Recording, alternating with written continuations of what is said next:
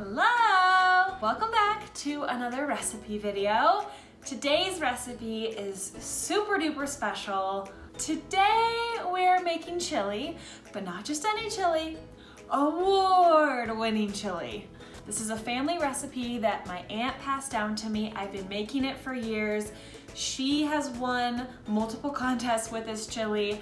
I have won a contest with this chili. If I figure out how to, maybe I will insert a picture of my golden spoon trophy that I won. Yes, I won a chili cook-off last year.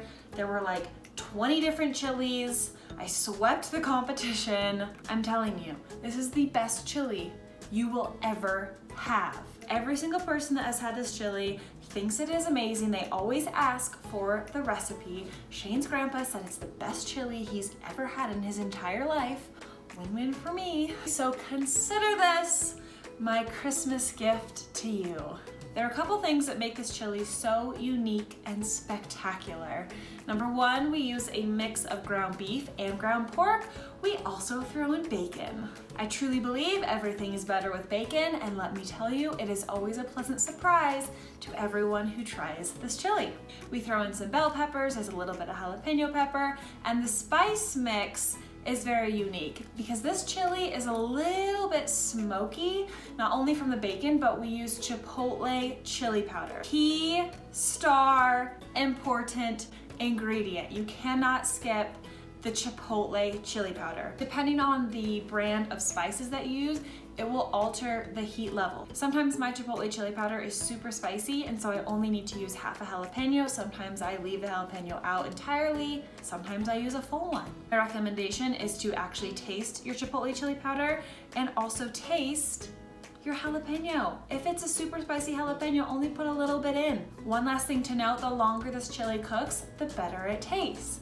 It needs time for the flavors to develop. Sometimes it's even better the next day. So you can easily make this ahead and then just warm it up over the stove or in a crock pot the following day. Oh my gosh, I totally forgot. There's beer in this chili. Yes, a whole can of beer. It's delicious. It's totally necessary. I'm telling you, this will be the best chili you ever have in your entire life. I'm so excited to cook this with you, so let's get started. First thing we're going to do is prep all of our veggies, slice our bacon, and then mix our spices together. First, you'll need to mince 4 cloves of garlic.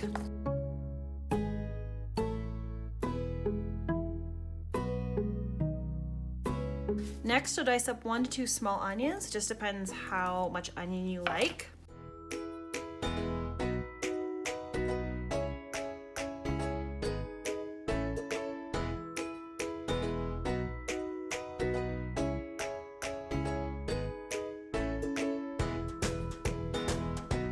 Next, you'll need to dice up 1 yellow pepper and 1 red bell pepper.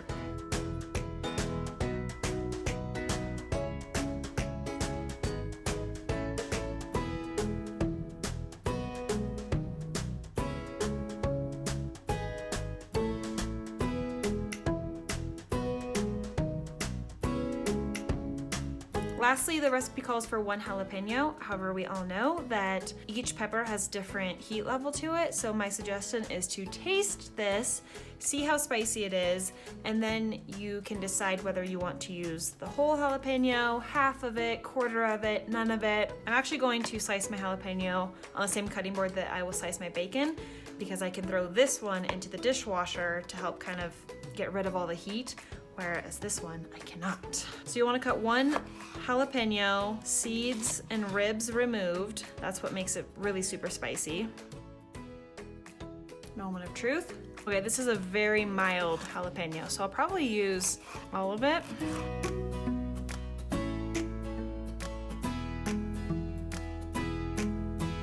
Okay, so I threw my peppers, jalapeno, and onion in this bowl, and then I have my garlic in a separate little bowl, and then you'll set these off to the side. Next, we're going to cut up 6 slices of thick cut bacon.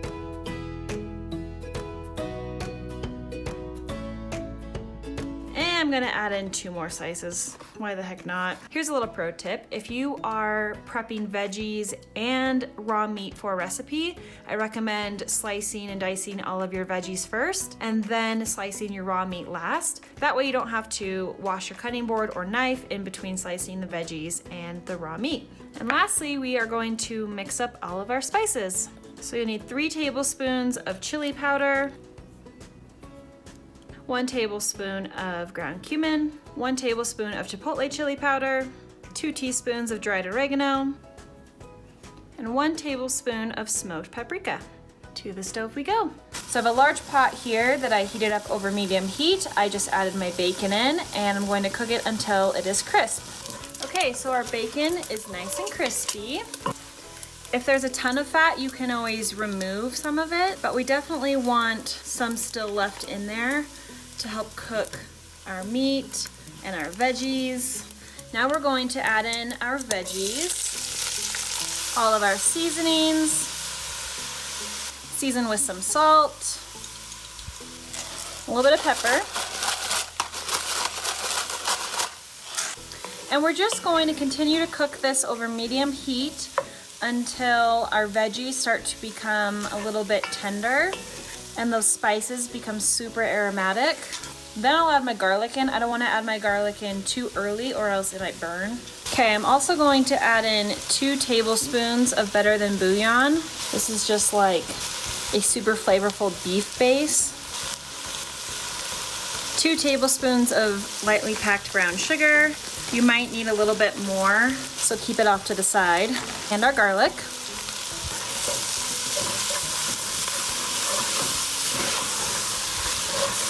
Next, you'll add 1 pound of ground beef. Break it up with your spoon.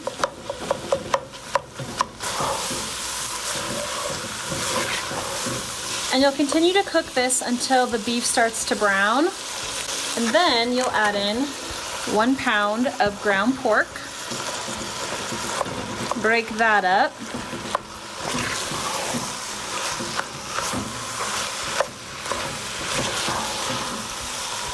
And we'll just let this cook until the meat is mostly cooked through, and then we will add in all of our beans and our beer. Okay, so our meat is cooked through. Now for the best part, add in a can of beer.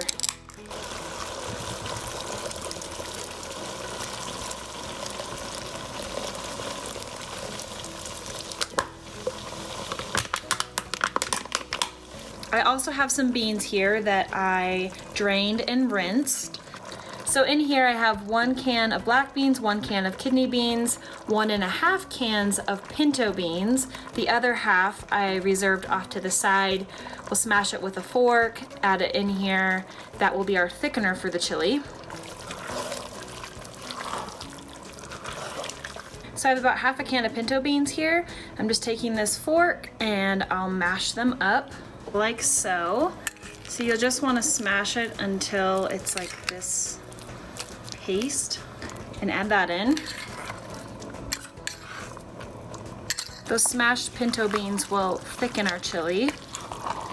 Lastly, you'll need 1 28-ounce can of crushed tomatoes and 1 28-ounce can of diced tomatoes with the juice. Stir that in. Ooh, it's smelling good, y'all.